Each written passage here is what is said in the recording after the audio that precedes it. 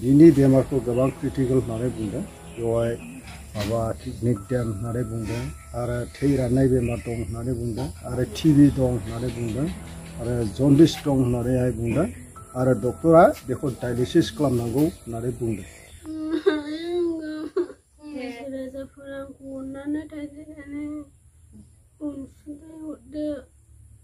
चिरां जिल्ला उगुरि डनबस्क' इंलिश स्कुलाव 7 थाखोआव फरायबाय थानाय सेकेन्ड बसुमतारीनि अनसुलि बिसाजो फैबि बसुमतारीया बेबायदिनो गोब्राब बेमारखौ लानानै थैनायजों जुजिगासिनो दङ।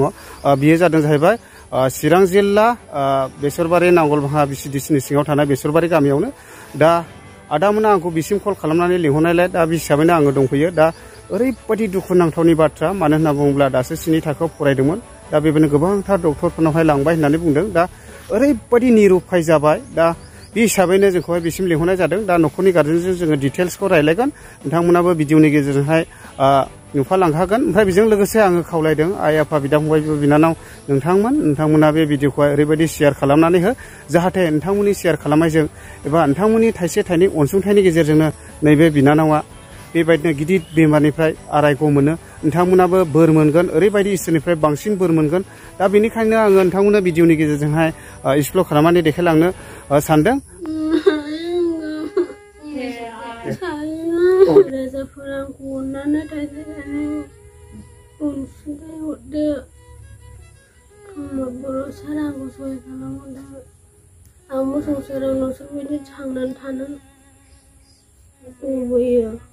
आं दासो 7 थाखोआव फरायदोंमोन।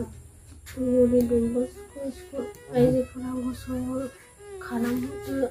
दा लोगोफोर, नोंथांमोना निस्सय खोनाखाबाय। बे भिडिअखौ हाजासे शेयार खालामनानै हो। मानो होनना बुङोब्ला बे बिनानावा दासो उगुरि डनबस्क' इंलिश स्कुलाव 7 थाखोआव फरायबाय थादोंमोन। दा बेयाव बेबायदिनो रायजो राजानिसिम थाइसे थाइनै अनसुंथाइ बिहरनायजों लोगोसे दानि बिटिआर सरकारखौ सालायबाय थानाय प्रमद बर' सारनिसिमबो बेबायदिनो सहाय बिहरनाय जाहैबाय। दा न'खराव ओरैबायदि निरुपाय जाबाय, दुखुनांथावनि बाथ्रा। बिनानावा ओरैबायदि दायो बेमारजों जुजिनानै थानो गोनां जादों। दा निस्सय नुखाबाय, नोंथांमोना बयबो नायनानै दाथासै। मानो होनना बुङोब्ला बे नानिखौ बे बेमारनिफ्राय बेबायदिनो मोजाङाव लाबोनो थाखाय बयबो रायजो राजानि हेफाजाब नांगौ जानानै फैबाय। दा बेनिखायनो बयबो बे नानिनि मुङावहाय बेबायदिनो जिथुनाखि होखाजानाय एकाउन्ट नाम्बार, फनपे, बेयावहाय बयबो सापर्ट खालामनानैहाय बे नानिनि थाखायहाय अनसुंथाइ हरनो थाखाय रायजो राजानिसिम गुरै खावलायहरनाय थाबाय। आइ आफा बिदा फंबाय बिनानावफोर, थाइसे थाइनै अनसुंथाइ आंनि फिसाजोनि मोखांखौ नायनानै अनसुंथाइ हरदो। आंनि फंबाया बुंनो रोङा आरो आङो बियायं फैबि बसुमतारीनि थाखाय आरो दानि बिटिआर सरकारनि CEM मानबदेब प्रमद बर' सारनिसिम आङो खावलायदों, जाहाथे आंनि बियायं फैबि बसुमतारीनि बेमारिखौ सिकित्सा लानो थाखाय सिकित्सा खालामनो थाखाय जाहाथे एसे अनसुंथाइ हरो। बेनि थाखाय आङो सारनिसिम, प्रमद बर' सारनिसिम आं एसे खावलायनाय थाबाय, जाहाथे सहाय खालामो। आंनि बियायं फैबि बसुमतारीया उगुरि डनबस्क' स्कुलावहाय 7 थाखोआव फरायफुनाय सासे स्टुडेन्टमोन। नाथाय दा बोसोरनैसो बेमारि जानानै बियो गोग्लैनानै दङ, फरायनो हायाखै। आरो बियायंआ लेखा फरायनो थाखाय गोबां गोसो दङमोन। गोसो दङब्लाबो नाथाय बेमारजों साग्लोबजानायखाय, नाख्रेबजानायखाय बियो स्कुलाव थांनो हायाखिसै। गोबां दुखुथिया जाबाय। नैबे जिथुनाखि बेमारिनि बिफा आदा, ओमफ्राय नैबे बिमा जाहैबाय ना, ओमफ्राय नैबे बिमायं जाहैबाय ना। ओमफ्राय दायो नैबेयावहाय माखासे प्रेसक्रिपसनफोर नैबे नानिनिनो। दा महाय मा दिन्थिहैनाय जाखो आं एसे देखायनोसै नोंथांमोननोहाय। ओमफ्राय आदा अबाव लांनाय जाखो एसे खोन्थाहरदो जेनेबा।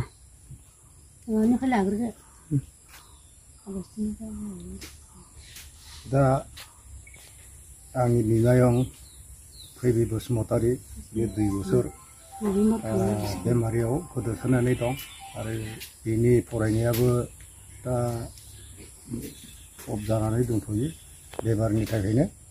दा बिखौहाय सुस्थ' खालामनो थाखाय गोबां हस्पिटालाव लांनाय जादों। दा गिबिथि हस्पिटालाव जोङो लांदोंमोन, बेवहाय आगस्टिन हस्पिटालाव, आरो बेयावबो जोङो सुस्थ'खौ मोननो हायाखिसै।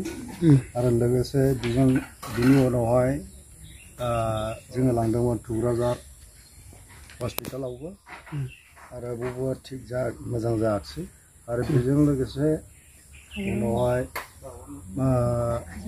काजलगाव सिभिल हस्पिटालाव जोङो लांदोंमोन बबेबा जायाखिसै आरो बिनि उनाव आरोबाव जोङो गुवाहाटि मेडिकेल कलेज हस्पिटालाव जोङो लांदोंमोन आरो बबेबा जायाखिसै आरो परिबर्ते आरोबाव जोङो बेनिफ्राय लवार आसामाव हस्पिटालाव लाबोफिननाय जादों आरो लवार आसामावबो नै बावैसो सप्तासेनि एसे सिगां लांदोंमोन नाथाय बेवहाय बिनि बेमारखौ गोबां क्रिटिकेल होननानै बुंदों बेवहाय माबा किडनि डेम होननानै बुंदों आरो थै राननाय बेमार दं होननानै बुंदों आरो टिबि दं होननानै बुंदों आरो जन्डिस दं होननानैहाय बुंदों आरो डक्टरा बेखौ डायलिसिस खालामनांगौ होननानै बुंदों आरो गावसोर हायैनि जाहोनाव बिसोरो गुवाहाटियाव आरो रेफार खालामनानै होदों दा गुवाहाटिनिबो माबा प्रेसक्रिपसन दङ आरो लवार आसामनिबो प्रेसक्रिपसन दङ आरो बिनि उनाव जोङो गुवाहाटियाव लानानै थांदों आरो गुवाहाटि हस्पिटालाव बे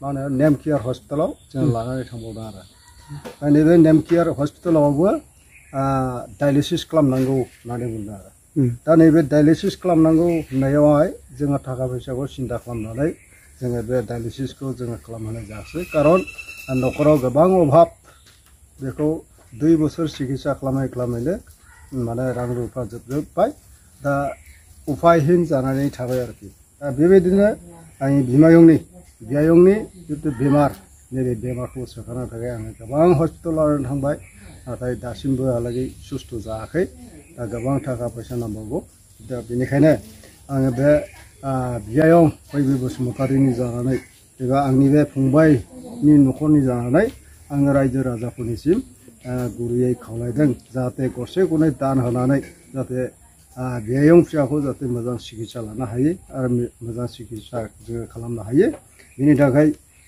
सिबिनां रायजो राजा अनफावरि जोंनि बिदा फंबाय साफ्रोमखौबो आंनि गोसो गोरबोजों खावलायनाय थाबाय आरो ओरैनोथ' डक्टरा मोजां जागोन होननानै बुंदों दा ने डक्टरालाय मोजां जागोन होननानै बुंदों दा हस्पिटालावनो मोजां जागोन होननानै बुंदों दा थाखा फैसानिसो प्रब्लेम जाहैबाय ना थाखा फैसानिसो गोबां प्रब्लेम न'खरावबो बिदि गैया आइ आफाफोर बिदा फंबायफोर नोंसिनिफ्राय खावलायदों गरसे गरनै दान मोननो हानाय बायदि नोंसिनियाव खावलायबाय जाहाथे नोंसोरो थाइसे थाइनै हरनोब्ला फिसाजोखौ दाहायनो मोननो हानाय बायदि नोंसिनियाव आखाइ खबजोबदों आं